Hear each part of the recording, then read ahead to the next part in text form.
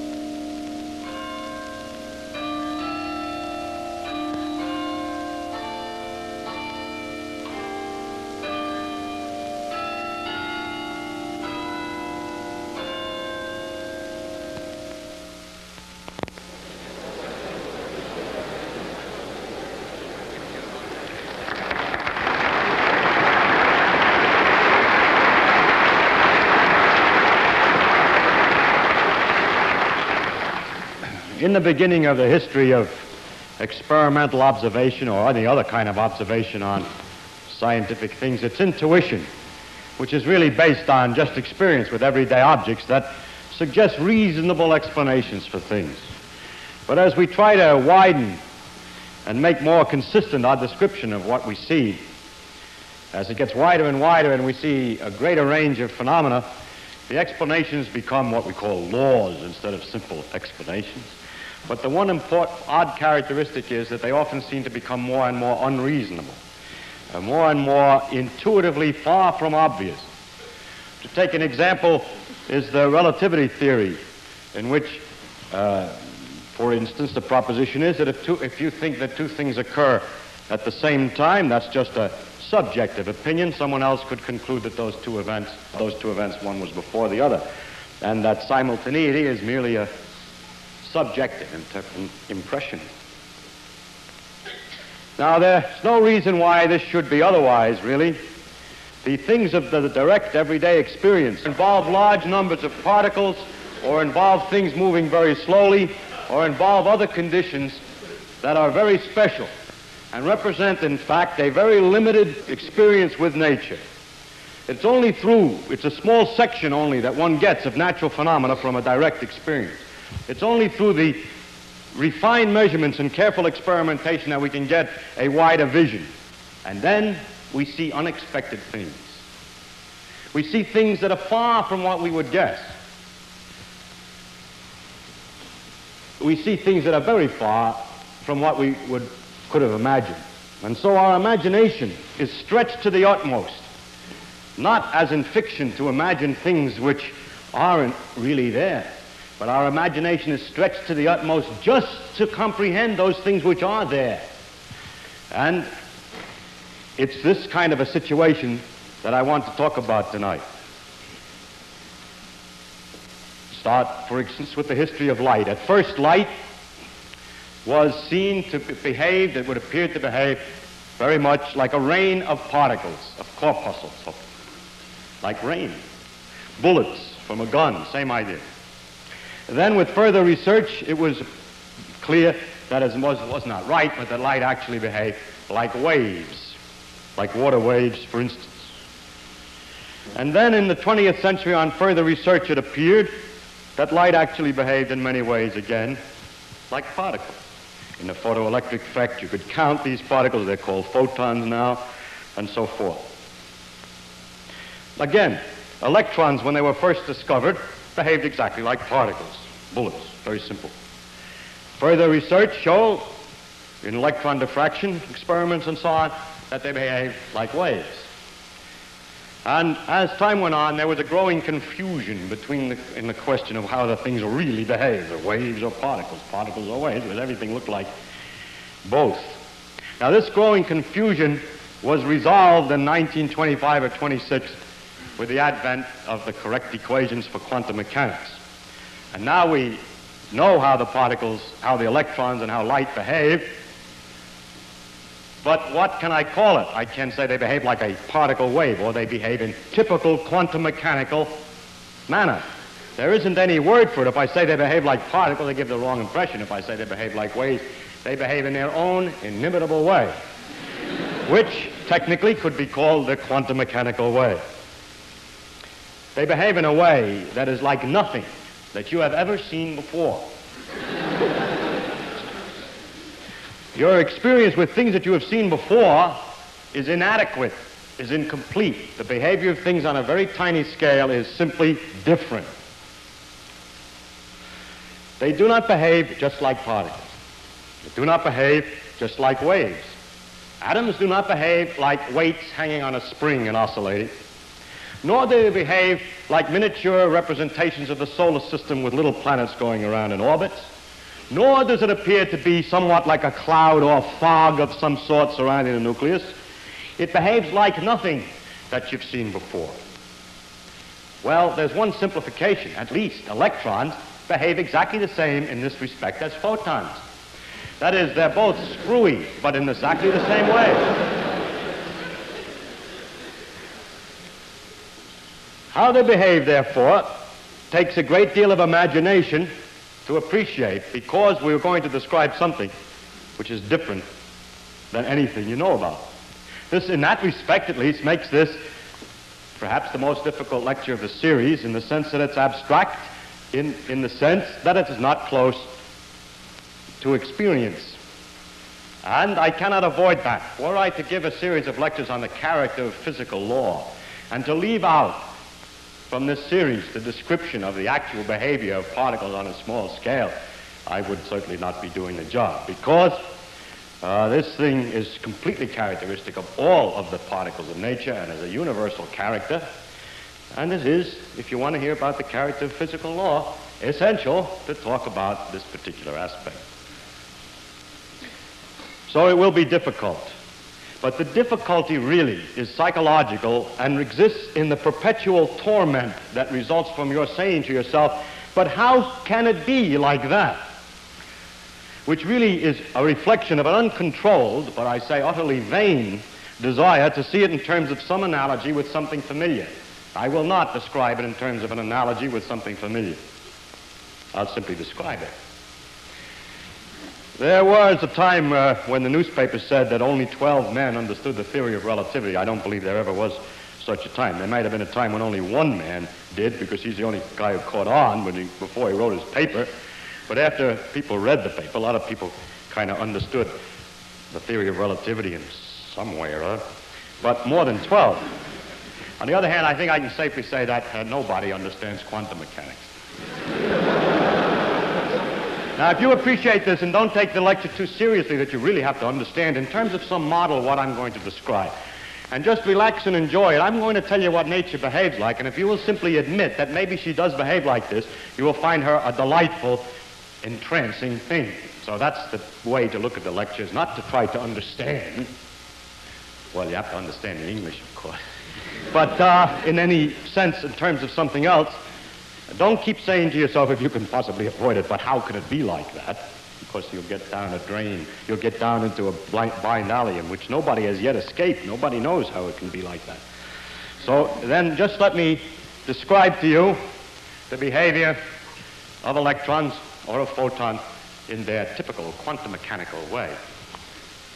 Now, the way I'm going to do this is by a mixture of analogy and contrast. If I made a pure analogy, we would fail. So it must be by analogy and contrast to things that you're familiar with. And so I make it by analogy and contrast first to the behavior of particles, for which I will use bullets, and second to the behavior of waves, for which I will use, say, water waves or sound waves. So we begin first to discuss in a particular, what I'm going to do is I'm going to invent a particular experiment and first tell how it would behave, what the situation would be in that experiment using particles, what you would expect to happen if the waves were involved, and then what happens when there are actually electrons or photons in the system. And I will just take this one experiment which has been designed to contain all of the mystery of quantum mechanics, to put you up against the paradoxes and mysteries and peculiarities of nature 100%. Any other situation in quantum mechanics, it turns out, can always be explained afterwards by saying, you remember the case of the experiment with the two holes? It's the same thing. And so I'm going to tell you about the experiment with the two holes, which is the general mystery, does contain the general mystery. I am avoiding nothing. I am bearing nature in her most elegant and difficult form. So I start with bullets. Then all the experiments are going to be in the same general design, so I'll draw it this way. Suppose that we have some source of bullets, which is just represent the source, which we call the source, and is in fact, in the case of bullets, a machine gun. Then we have a plate in front here with a hole in it for the bullets to come out of, and this plate, in the case of bullets, is armor plate. Then a long distance from here, we have another plate, which I'm drawing only a short distance because I haven't got room on the blackboard for everything, but this distance is supposed to be much longer in proportion to the width. Please expand that. That's a small point. And it has two holes in it. That's the famous two-hole business. I'm going to talk a lot about these holes, so I'll talk about this hole as number one hole and the other hole as number two. And I'm only drawing it in two dimensions. You can, if you wish to imagine these as round holes in three dimensions, but just say this is a cross-section. And then again a long distance away, but we'll draw it relatively short distance because of the limitations of this blackboard.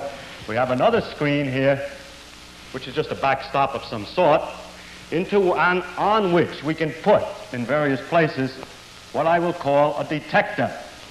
And we'll mark that detector, which in the case of the bullets is a box of sand into which the bullets will be caught, and we can count them. That's the detector for bullets. I don't want to have to redraw the experiment each time, so I'll label everything in this way, and then we'll be able to catch on to situations for different cases. And also, I'm going to do experiments in which I count how many bullets come into this detector or box of sand when the box is here, or here, or here, or here. And to describe that, I'll measure the distance of the box from somewhere down here and call that X. And I talk about what happens when we change X. It means only you move the doggone thing up and down. All right. Now, first, I would like to make a few modifications from real bullets and two idealizations. The first is that the machine gun is very shaky and wobbly, and that the bullets go in various directions, not just exactly straight on and bounce back. And they can ricochet off the edges of the holes in these armor plates. And finally, well, let's say, for instance, that the bullets have all the same speed or energy if you want, but that's not very important. But the most important idealization in which it differs from real bullets is I want these bullets to be absolutely indestructible, so that what we find in the box is not pieces of lead of some bullet that's broken half, but we get the whole bullet, please. So imagine indestructible bullets, or hard bullets and soft armor plate or something. And now the first thing that we will notice about bullets is that the things that arrive come in lumps. When the energy comes, it's all in one bulletful of bang. If you count the bullets, there's 1, 2, 3, 4 bullets. The things come in lumps. They're equal in size, we suppose, in this case. And when a thing comes into the box, it's either all in the box or it's not in the box. It comes in lumps. More. If I put up two boxes here, I never get two bullets in the boxes at the same time. Well, if the gun isn't going off too fast and I have enough time between things, you see, slow down the gun so they go off very slowly. Bing, bing, bing, bing. Then put the two things here and look very quickly in the two boxes. You'll never get two bullets at the same time in the two boxes because a bullet is a single, identifiable lump. I call that characteristic of the object that it comes in lumps. So the first thing about bullets is that they come in lumps. And now what I'm going to measure is how many bullets arrive here on the average in a long period of time. So you wait an hour and you count how many bullets are in the can, in the sand, and average that. Now, we call that, if you want, per, let's say we take a definite time like per hour and say the number of bullets that arrive per hour. And sometimes you could call that what's called the probability of arrival, because it just gives the chance that a bullet going through this thing arrives in this particular box. At least it's proportional to the chance. One way to measure is to measure the average number of bullets that arrive over a period of time. Now, the number of bullets that arrive in this box here will vary as I vary x. And I'm going to make a graph here in which I plot horizontally the number of bullets that I get if I hold this thing here for an hour. And I'll get a curve that will probably look more or less like this. Because when the box is behind one of these holes, it gets a lot of bullets. You go, ones that went through this hole, and otherwise it gets them that went through this hole. And if it's a little bit out of line, it doesn't get as many. They have to bounce a little off the edges of the hole.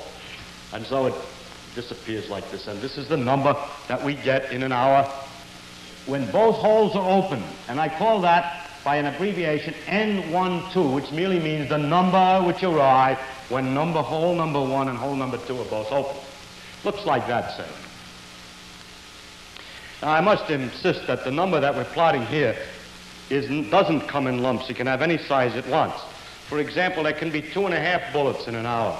In spite of the fact that the bullets come in lumps, what I mean by 2.5 bullets in an hour is that if you run a long time, like 10 hours, you get 25 bullets. So it's on the average 2.5 bullets. The N can have any size. It doesn't have to be in lumps because it's an average. I'm sure you're all familiar with the joke about the fact that the average family in the United States seems to have 2.5 children. It doesn't mean that there's a half a child in any family whatever. The children come in lumps. But nevertheless, when you take the average number per family, it can be any number whatsoever. And so this number N, which is the number that arrive in this container per hour on the average, need not be an integer. It can be a tenth, which would mean under those circumstances that you have to wait on the average 10 hours more or less per bullet. So what we measure then is the probability of arrival, which is a technical measure, the probability of arrival, which is a technical term really for the average number that arrive in a given length of time. And now finally, if we go to analyze this curve N12, we can interpret it very nicely. We can interpret it as a sum of two curves, which I will draw here.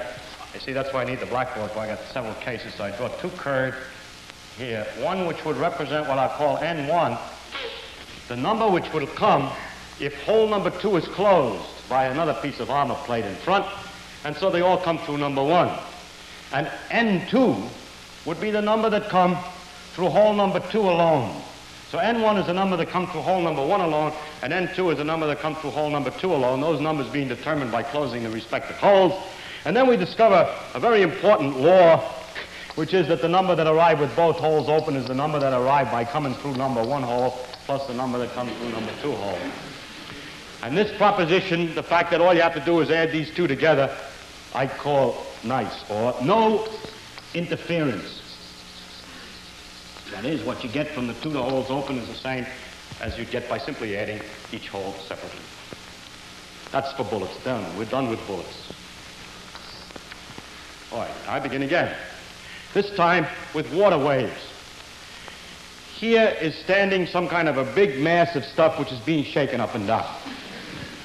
This is a long line of barges or jetties with a gap in the water in between. Perhaps it's better to do it with ripples than it is to do it with big ocean waves that sound more sensible. I wiggle my finger up and down here, and I have a little piece of wood here, and ripples start out here, and then I've arranged in a tank to put boards in the way here so that I have these two holes. And then I have this so-called detector, and what I do with the detector, what the detector detects is how much the water is jiggling. For instance, I put a cork in the water and measure how it moves up and down, and what I'm going to measure, in fact, is the energy of the agitation of the cork, which is exactly proportional to the energy carried by the waves. Also, I forgot to say that this jiggling is made very regular and perfect so that the waves are all of the same spacing from one another, and then I'll describe what we get under those circumstances.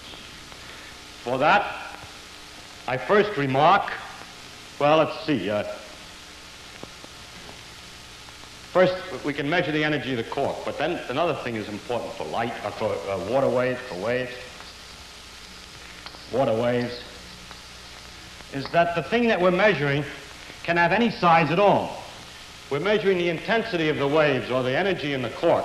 And if the waves are very quiet, if the fellow over here is only jiggling a little bit, then there'll be very little motion of the cork, and so on. No matter how much it is, it's proportional. So it can have any size.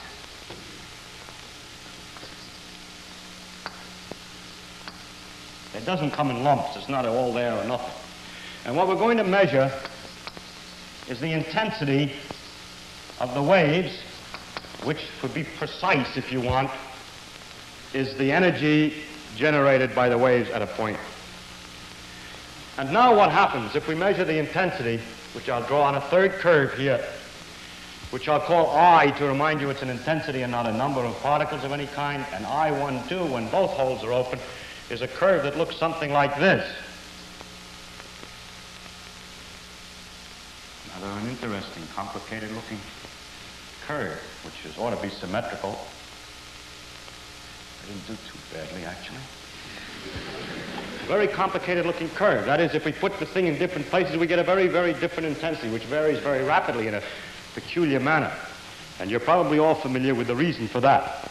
The reason is that the ripples, as they come out of here, have crests and troughs spreading from here. And they have crests and troughs spreading from here.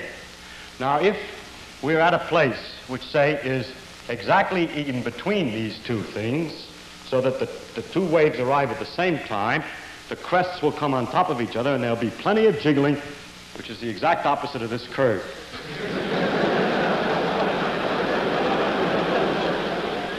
So I'll have to put, there should be another bump. We have a lot of jiggling right in dead center. On the other hand, if I were to move to some point here, since I'm further from hole 2 than hole 1, it takes a little longer for the waves to come from 2 than from 1. And when 1 has a crest arriving, the crest hasn't quite reached there yet from 2. In fact, it's a trough from 2. So the water tries to move up and it tries to move down from the influences of the waves coming from the 2 holes. And the net result is it doesn't move at all, or practically not at all. And so we have these low bumps at that place.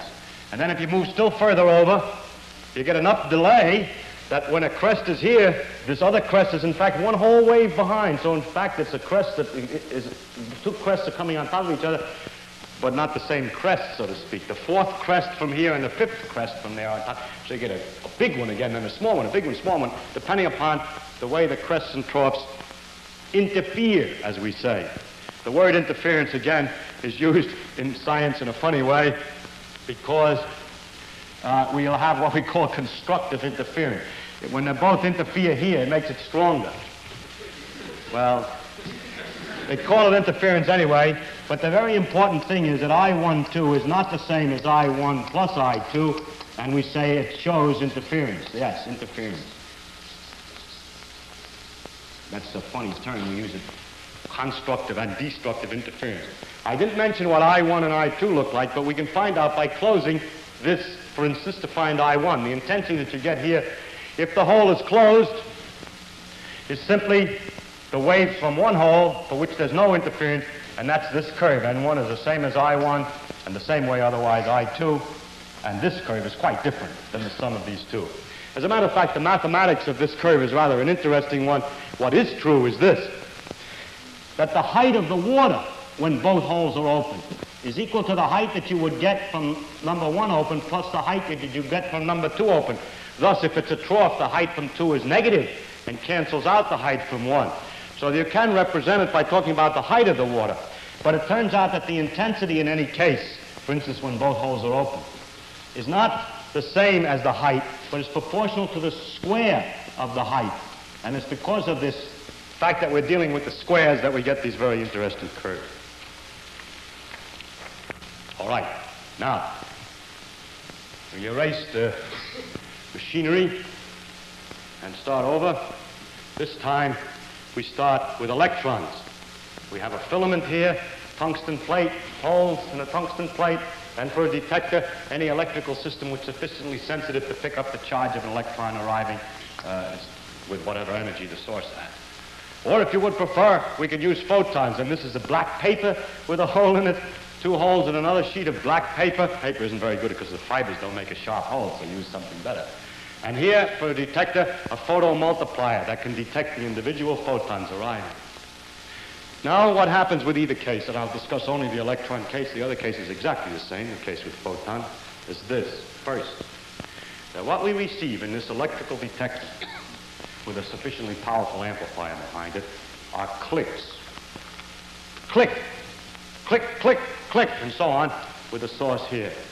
Lumps. Absolutely lumps. When the click comes, it's a certain size, and the size is the same. If you turn the source weaker, the clicks come further apart, but it's the same size click. If you turn it up, they go quicker, quicker, and it jams the amplifier.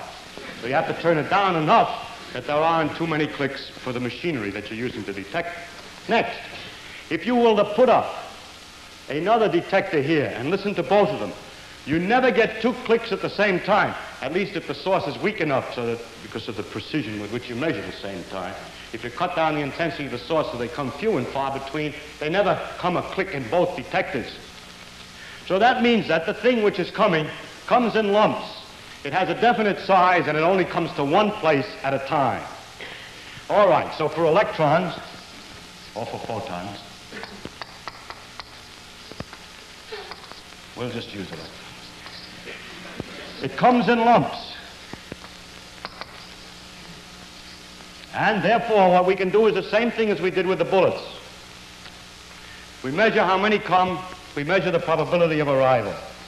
What we do is we hold the detector in a certain place.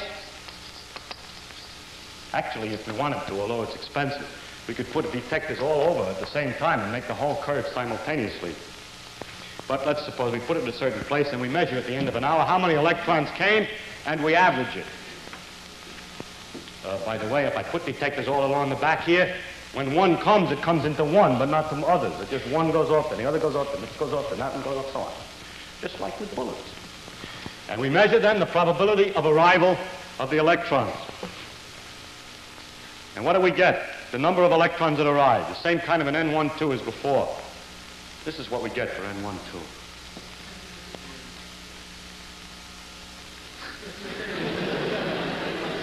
N12 is this is what we get with both holes open. And that's the phenomenon of nature, that she produces the curve, which is the same as you would get from an interference of waves. But she produces a curve for what? Not for the energy in a wave, but for the probability of arrival of one of these lumps. The mathematics is simple. You change I to N, and you have to change H to something else, which is new. You call it something because it's not the height of anything, but in order, this curve has a simple mathematical form. There's an A, which can be represented as an A1 plus an A2, which we call a probability amplitude, because we don't know what it means. Which to arrive from hole 1 plus the probability amplitude to arrive from hole 2, and you add the two together to get the total probability amplitude to arrive and square it. Just direct imitation of what happens with the waves, because we've got to get the same curve out, so we use the same mathematics. Let's find out, I better check on one point though, about the interference I forgot to say. What happens if we close one of the holes? Let's try to analyze this interesting curve, which now, for electrons, I erase all the stuff with the light. Well, everything with light is erased. And now we're talking about electrons. This curve isn't important in our case. This is the number which arrives. Now, we would like to analyze this curve.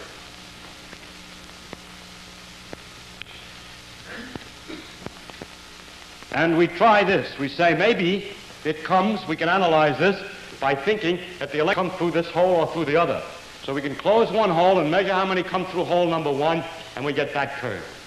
Or we can close this hole and measure how many come through hole number 2, and we get that curve. And these two added together is not this, and so this is not the same as N1 plus N2, and it does show interference. It shows interference. And in fact, the mathematics is given by this funny formula that the probability of arrival is the square of an amplitude, which itself is the sum of two pieces.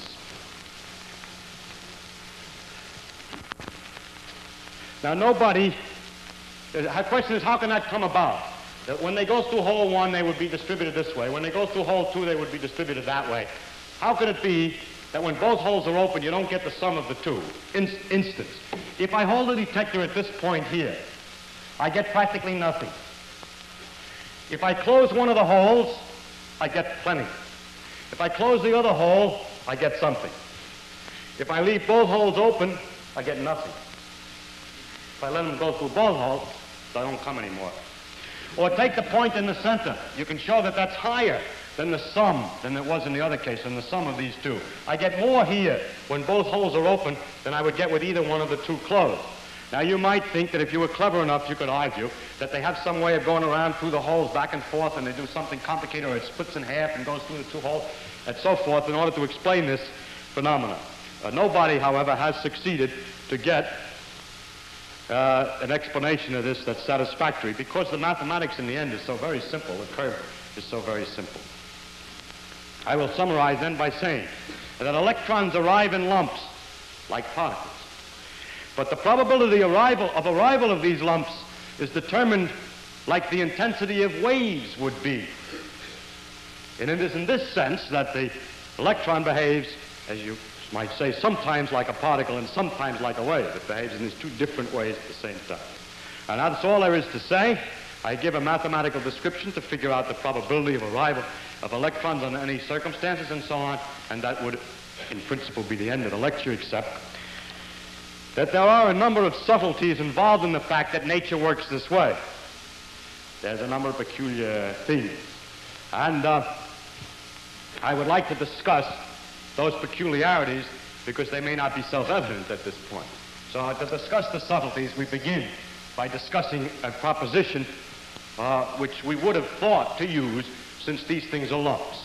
Since what comes is always one complete which I'll call an electron, one complete lump, one complete electron, it's obvious that it's reasonable that either an electron arrives or goes, let's say, that either an electron goes through hole number 1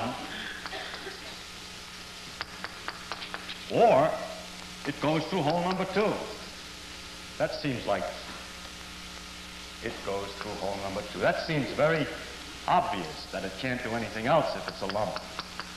And I'm going to discuss this proposition, so I have to give it a name. I'll call it Proposition A. Now, we've already discussed a little bit what happens with Proposition A. If it were true that an electron either goes through hole number 1 or it goes through hole number 2, then the total number which arrive here would have to be analyzable as a sum of two contributions. The total number which arrive here will be the number that come here via hole 1 plus the number that come via hole 2.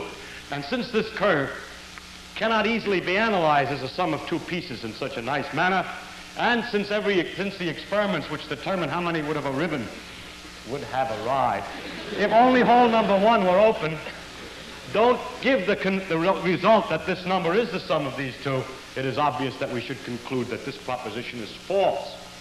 It is not true that the electron either comes through hole number 1 or hole number 2. Maybe it divides itself in half temporarily and so on. So Proposition A is false. That's logic. Unfortunately, or otherwise, we can test logic by experiment. And so we just have to do to find out whether it's true or not that the electrons come through hole 1 and hole 2, or maybe they go around through both holes or they split up and so on. All we have to do is watch them. We watch them, we need light. So we put back here behind the holes a source of light. It's very intense light. Light is scattered by electrons, it is bounced off electrons. And in other words, you can see electrons if they go by if the light's strong enough. So we stand back here and we look to see whether we see, when the electron is counted here, a flash, or have seen the moment before the electron's counted here, a flash behind hole 1 or a flash behind hole 2, or maybe a sort of a half flash in each place at the same time. Because we're going to find out now how it goes by looking. Well, you turn on the light and look. And lo, you discover that you see flashes behind either one hole or the other hole every time you get a count here. Every time there's a count here, you see a flash behind number 1 or behind number 2. What you see is that the electron comes 100% complete through hole 1 or through hole 2. When you look, kind of a paradox. Well, let's squeeze nature into some kind of a difficulty here. I show you what we're going to do, see? We're going to keep the light on, we're going to watch. And we're going to count how many electrons come through. And we're going to make 2 columns. I'll watch the holes very carefully while you please count how many are arriving in the detector. All right, you say, one arrived. I said, I saw that when it went through hole number 1. So we put here 2 columns, which is column 1 for number 1 hole and number 2 hole. And every time you get one, you tell me you got one. I have seen it, of course. And I say either number 1 or 2. The first one was 1. What's the next one? Number 2. All right. Number 2. Number 2. Number 1. So on. So as we watch the electrons, as I watch the electrons, for every one that you count, I can separate them experimentally into 2 columns. Them what have arrived via hole 1, and those, I know the English is right, I'm just trying to, that arrived via hole 2. So the total number that arrived, well, first, what does this column look like when you add it all together for different positions here, which is just the number that is supposed to have come through 1. I watch behind 1, and what do I see? I see this curve. That number column is distributed this way. Just like we thought when we closed hole 2. It works the same way whether we're looking or not. If we close hole 2, we get the same distribution in those that arrive as if we are watching. And likewise, the number that in this column that is supposed to have arrived via hole number 2 is also this simple curve. Now look, the total number which arrived has to be the total number. I'm just counting little marks. It has to be the sum of this number plus that number. The total number which arrived absolutely has to be the sum of these 2. It has to be distributed this way. But I said it was distributed this way. It's distributed this way. It really is, of course it has to be. It is. It's distributed this way.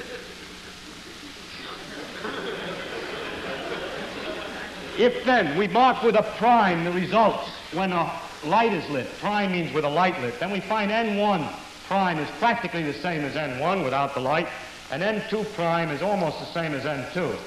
But the number that we see when the light is on is equal to the number that we see through 1 plus the number that we see through 2. This is the result that we get when the light is on.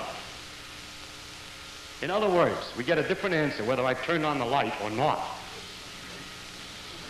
If I have the light turned on, this is the distribution which you measure over here. If I turn off the light, this is the distribution that you measure over here. Turn on the light, this is the answer. Turn off the light, that's the answer. See, nature squeezed out. Now, we could say then that the light affects the result. If the light is on, you get a different answer than if the light is off. If you want to, you can say the light affects, it does affect. In fact, we found this by this experiment. We get a difference with the light on and off. Light affects the behavior of electrons. If you want to talk about the motion of the electrons through here, which is a little inaccurate, you can say that the light affects the motion, so that those which might have arrived at the maximum are somehow been deviated or kicked by the light and arrive at the minimum instead, so smoothing the curve to produce this thing. You see, electrons are very delicate. Although when you're looking at a baseball and you shine light on it, it doesn't make any difference. The baseball goes the same way. Electrons are very flimsy, very delicate. And when you shine a light on them, it's a little tough on the electron. It knocks them about a bit. And instead of doing that, they do this because you turn the light on so strong. You hit them with a hammer. It's not just a delicate thing like when you're looking at a baseball with light. They hit them with a hammer. But you turn up the light too strong. Turn it weaker and weaker and weaker until it's very dim. And then use very careful detector that can see very dim light. And look with the dim light. Now, as the light gets dimmer and dimmer, you can't expect with very, very, very weak light to affect the electron so completely as to change the pattern 100% from this pattern to this pattern. As the light gets weaker and weaker and weaker, somehow it should get more and more like no light at all. And how then does this turn into that? Well, it turns out that light is not like a wave of water, but light also comes in particle-like character called photons. And as you turn down the intensity of the light, if you're not turning down this effect, you're turning down the number of photon particle-like things that are coming out of the source. So as I turn down the light, I'm getting fewer and fewer photons. The least I can scatter from an electron is 1 photon, and if I have too few photons, well, sometimes the electron will get through, and it just happened there wasn't enough light. There was no photon coming by. I didn't see it. So a very weak light doesn't mean a small disturbance. It just means a few photons. And what happens is that I have to invent a third column. You see, you get a click over here. I say, I saw that one. That was in number 1 hole. This was behind hole number 2. Then another sorry, I didn't see that. There wasn't enough light to give a photon at that time, so there must be a third column under didn't see. And when the light is very strong, there are very few in there. When the light is very weak, most of them end in there. So that there are 3 columns, this one, and sometimes in here. Now you can guess what happens. The ones I do see are distributed this way. The ones I didn't see are distributed that way. And as I turn the light weaker and weaker, well, I see less and less of them. A greater and greater fraction are not seen. And the actual curve, in any case, is a sum of a mixture of this and this. And as the light gets weaker, so that fewer and fewer are seen, it gets more and more like that in a continuous fashion. So, in this case, if the electrons are not seen and nothing bounced off the light under those circumstances, you get this complicated pattern for those electrons which were not seen. The ones in the column didn't see are exactly distributed in this complicated way, and the other 2 columns are in these 2 ways here.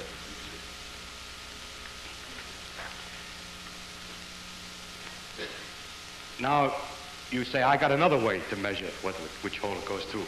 And I'm sorry I haven't got enough time to discuss a large number of different inventions that you might have to find out which hole the electron went through and what happens in each case. It always turns out, however, that it's impossible to arrange the light in any way so that you can tell through which hole the thing is going without disturbing the pattern of arrival of the electrons from this form to this form, without destroying the interference. And not only light, but anything else. You use neutrinos, you use anything. There's a principle that's impossible to do it. You can, if you want, invent a way to tell which hole the electron's going through. Then it turns out it's going through one or the other. But if you try to make that instrument so that at the same time it doesn't disturb the motion of the electrons, then what happens is you get back, you can't tell anymore which one it goes through, and you get this. If you can tell, you get this. Heisenberg noticed when he discovered the laws of quantum mechanics that the new laws of nature that he discovered could only be consistent if there was some basic limitation to our experimental abilities that had not been previously recognized. In other words, you can't experimentally be as delicate as you wish. And he proposed his uncertainty principle, which stated in terms of our experiment is the following. He stated it another way, but they're exactly equivalent. You can get from one to the other, but unfortunately I haven't time to explain that. But in our experiment, his uncertainty principle would be stated in this manner. It is impossible to design any apparatus whatsoever to determine which hole the electron passes. And when one succeeds in determining which hole the electron passes, which can determine through which hole the electron passes, that will not at the same time disturb the electron enough to destroy the interference pattern. And no one has found a way around this. And I'm sure you're all itching with inventions as to methods of detecting which hole the electron went through. But if each one of them is analyzed carefully, you'll find out there's something the matter with it, and that if, without disturbing the electron, you'd think you could do it. But it turns out there's always something the matter, and you can account for the difference in the patterns due to the disturbance of the instruments used to determine through which hole the electron comes. Now, this, therefore, is a basic characteristic of nature and tells us something about everything. If a new particle is found tomorrow, the kaon, actually it's already been found, something, give it a name, let's say a kaon, and I use kaons to interact with electrons to determine which hole the electron is going through. I already know ahead of time, I hope, enough about the behavior of the kaon to say that it cannot be of such a type that I could tell through which hole the electron would go without at the same time producing a disturbance on the electron that changed the pattern from here to here. So that the uncertainty principle is used as a general principle to guess ahead at many of the characteristics of unknown objects. They are limited in their character. Well then, let's go back. What about this proposition A? Does it go either through one hole or the other, or not? Well, physicists have a convention, a way of avoiding the pitfalls which exist, and they make their game, their rules of thinking as follows. That if you have an apparatus which is capable of telling which hole the electron goes through, and you can have such apparati, then one can say that it either goes through one hole or the other. And it does. When you look, it always is going through one hole or the other. When you look. But when you do not try to determine, or you have no disturbance, no apparatus there to determine through which hole the thing goes, under those circumstances, you cannot say that it either goes through one hole or the other. You can always say it, provided you stop thinking immediately and don't make any deduction from it. We prefer not to say it, rather than to stop thinking at the moment. In other words, when we don't look, we can't say through which hole it's going, but if you try to look to see, you find it always goes through one hole or the other. Still, to conclude that it goes either through one hole or the other when you're not looking is to produce an error in prediction. And that is the logical tightrope on which we have to walk if we wish to interpret nature. This proposition that I'm talking about is more general. It's not just for two holes. It's a general proposition reads something like this, that the probability of any event in an ideal experiment, that just means that when everything is specified as well as it can be, the probability of an event is the square of something, which I call A here, is called the probability amplitude. And when an event can occur in several alternative ways, the probability amplitude, this A number, is the sum of the A's for each of the various alternatives. And finally, if an experiment is performed which is capable of determining which alternative is taken, the probability of the event is the sum of the probabilities for each alternative. That is, you lose the interference. Now, the question is, how does it really work? What machinery is actually producing this thing? Well, nobody knows any machinery. Nobody can give you a deeper explanation of this phenomenon than I have given. That is a description of it. They can give you a wider explanation in the sense that they can do more examples to show how it's impossible to tell which hole it goes through and at the same time not destroy the interference pattern. They can give a wider class of experiments than just the two-slit interference experiment and so on, but they're just repeating the same thing to drive it in. It's not any deeper, it's only wider. The mathematics can be made more precise. You can mention that they're complex numbers instead of real numbers and a couple of other minor points which have nothing to do with the main idea. And the deep mystery is what I described. And no one can go any deeper today, but only wider.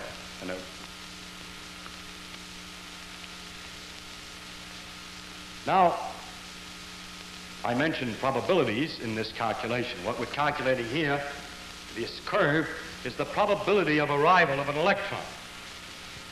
The question is there any way to determine where it really arrives?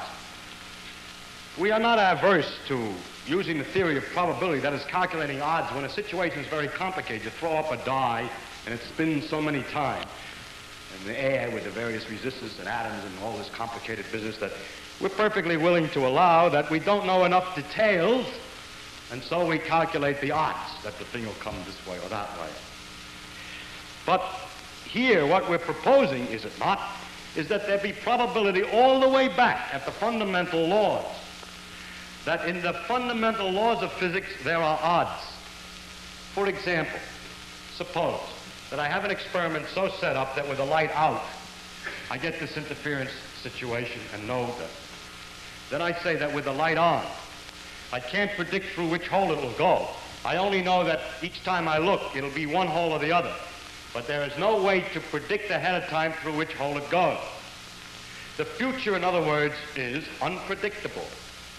It is impossible to predict in any way from any information ahead of time through which the thing will go, or which hole it will be seen behind.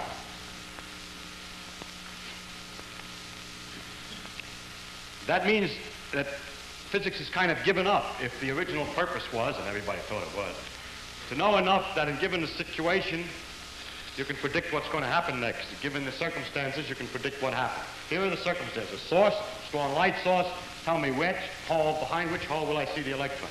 You say, well, The reason you can't tell through which hole you're going to see the electron is it's determined by some very complicated things back here. If I knew enough about that electron, it has internal wheels, internal gears, and so forth, that the fact, and that this is what determines through which hole it goes. So it's 50-50 probability because, like a die, it's set sort of at random. And that if I were to have studied it carefully enough, your physics is incomplete. If you get a complete enough physics, then you'll be able to predict through which hole it goes. That's the hidden variable theory, so-called. Well, that's not possible. It is not due to a lack of detailed knowledge that we cannot make the prediction, because I said that if I didn't turn on the light, I should get this interference pattern. If I have a circumstance in which I get that interference pattern, then it is impossible to analyze it in terms of saying it goes through here or here, because that curve is so simple, mathematically a different thing than the contribution of this and this as probability. So if it were possible for you to have determined through which hole it was going to go if I had the light on, the fact that I have the light on hasn't got anything to do with it. Whatever gears there are back here that you observed, which permitted you to tell me whether it was going to go through one or two, you could have observed if I had the light off. And therefore you could have told me with the light off which hole, each time an electron goes, which hole it's going to go through. But if you can do this, then that curve would have to be represented as a sum of those that go through there and those that go through there, and it ain't. And therefore, it's impossible to have an information ahead of time as to which hole it's going to go through when the light is out, or when the light is on, or out, in a circumstance where the experiment is set up there can produce this interference pattern. So it is not a lack of unknown gears, a lack of internal complications that makes nature have probability in it. It seems to be in some sense intrinsic. Someone has said it this way: nature herself doesn't know which way the electron is going to go. A philosopher once said, pompously, "It is necessary for the very existence of science that the same conditions always produce the same result." Well, they don't. You can set up the electrons in any way. I mean, you set up the circumstance here in the same conditions every time, and you cannot predict behind which hole you'll see the electron.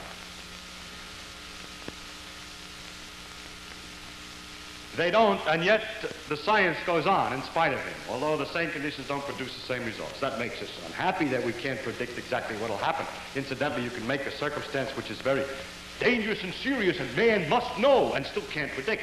For instance, we could cook up, I know we'd rather not, but we could cook up a scheme by which we arrange photocells so that if it see the electron, one electron is going to go through. If we see it behind hole number 1, we set off the atomic bomb and start World War III. If we go see it behind hole 2, we have just make peace feelers and delay the war a little longer. Then the thing is that the future of man would then be dependent upon something which no amount of science can predict. So the future is unpredictable. What is necessary for the very existence of science and so forth, and what the characteristics of nature are not to be determined by pompous preconditions. They are determined always by the material with which we work, by nature herself. We look and we see what we find, and we cannot say ahead of time successfully what it's going to look like. The most reasonable possibilities turn out often not to be the situation. What is necessary for the very existence of science is just the ability to experiment, the honesty in reporting results. The results must be reported without somebody saying what they'd like the results to have had been. And finally, an important thing is the intelligence to interpret the results, but important point about this intelligence is that it should not be sure ahead of time about what must be. Now, it can be prejudiced and say that's very unlikely. I don't like that. Prejudice is different than absolute certainty. I don't mean absolute prejudice, just bias. But not strict bias, see, not complete prejudice. As long as you're biased, it doesn't make any difference, because if the fact is true, there will be a perpetual accumulation of experiments that perpetually annoy you until they cannot be disregarded any longer. Only can be disregarded if you're absolutely sure ahead of time of some precondition that science has to have. In fact, it is necessary for the very existence of science that minds exist which do not allow that nature must satisfy some preconceived conditions like those of our philosophers.